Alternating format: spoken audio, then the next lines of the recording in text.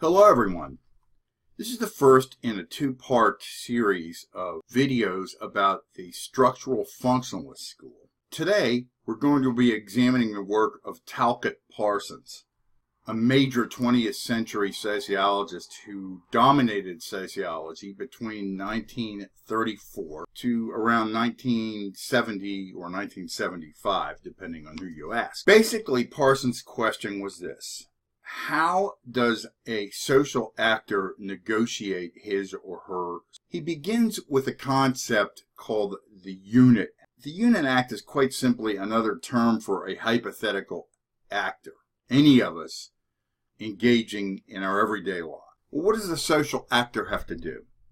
They have to deal with social constraints, norms, or social rules. If these are important enough, they become laws. They have to deal with goals. Our hypothetical unit act or actor has to exist in a world where they need to eat. They have to make money in a money-driven economy, wages, for example. So Parsons came up with a way of analyzing social action. He termed this analytic process the action system. Social action, according to Parsons, is composed of four basic elements. First, goal attainment. You get a degree, for example, to earn more money. Second, actions take place in situations to which the actor relates. You take classes in a classroom or online or both. Third, action is normatively regulated. There are rules that govern social actions. You pay, you participate, you complete assignments. Fourth, you use energy, of course. You have to manage time, other responsibilities. Your physical and psychological energy come to bear on your completion of the class. Please see Figure 9.1 on page 351 for further clarification. Note here that Parsons covers all four quadrants: non-rational individual, non-rational collective, rational individual, and rational collective. Parsons was the last of a number of social theorists who tried to come up with a completely comprehensive theory of social action that covers everything. Your education, for example, takes place in a situational setting, a collective rational social action where your goal attainment is measured by assignment, completion, and grades. Action systems are organized for analysis. Parsons and Schills, Parsons' co-author, action systems are organized into three realms. First, the social system. Second, the personality system. And third, the cultural system. These three are the baseline for all action. First, the social system. The social system is a patterned, integrated action between two or more social actors.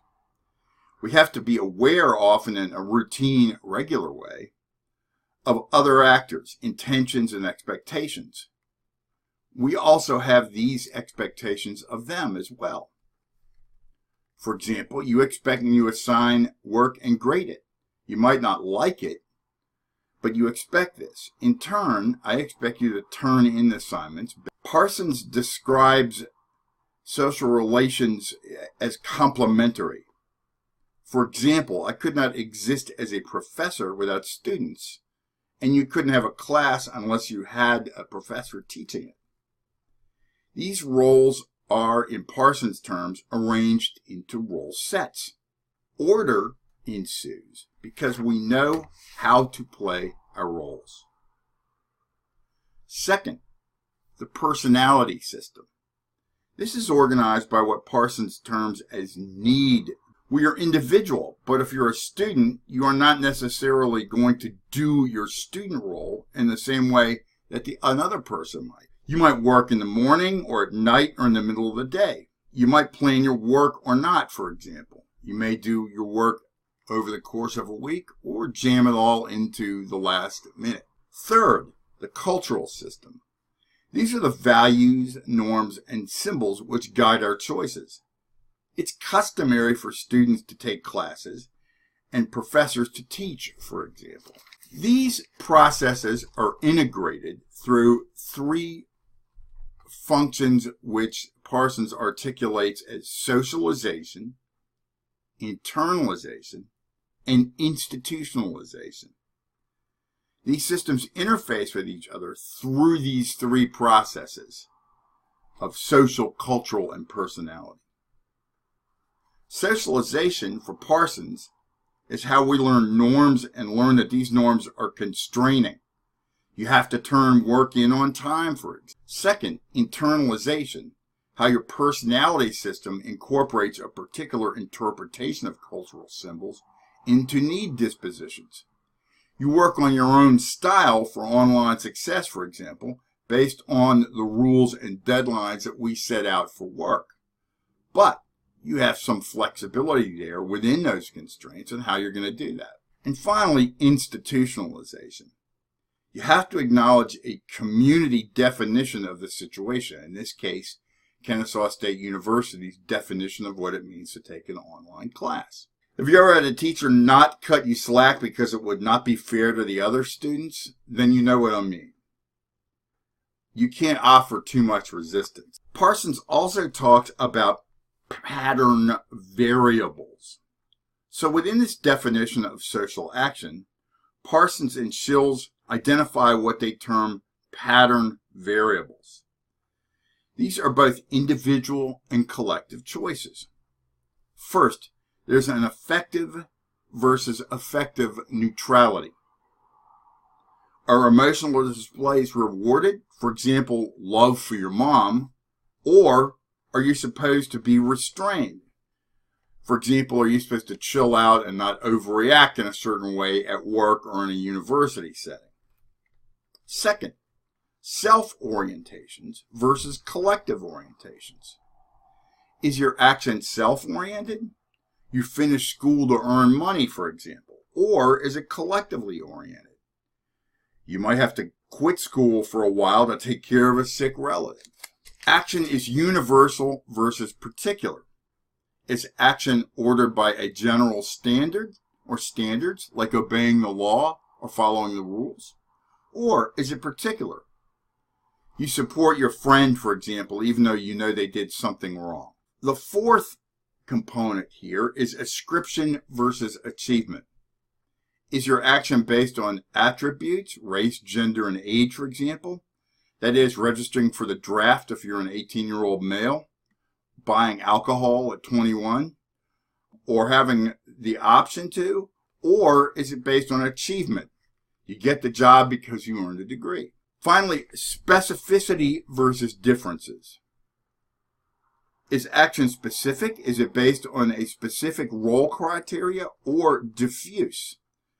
For example, there's a specific role that delineates student and teacher. However, in many cases, it may diffuse into a situation where you may become friends with a teacher. Right? I've had students as friends once the class ended, and colleagues as friends, and I've also had them as adversaries. Finally, Parsons talks about what he calls AGIL. These are functional requirements for any action system. First, adaptation. How well does a system adapt to its material environment? Second, goal attainment. How well does an individual or group identify, pursue, and achieve goals? Third, integration. How cohesive is an action system in relation to other systems?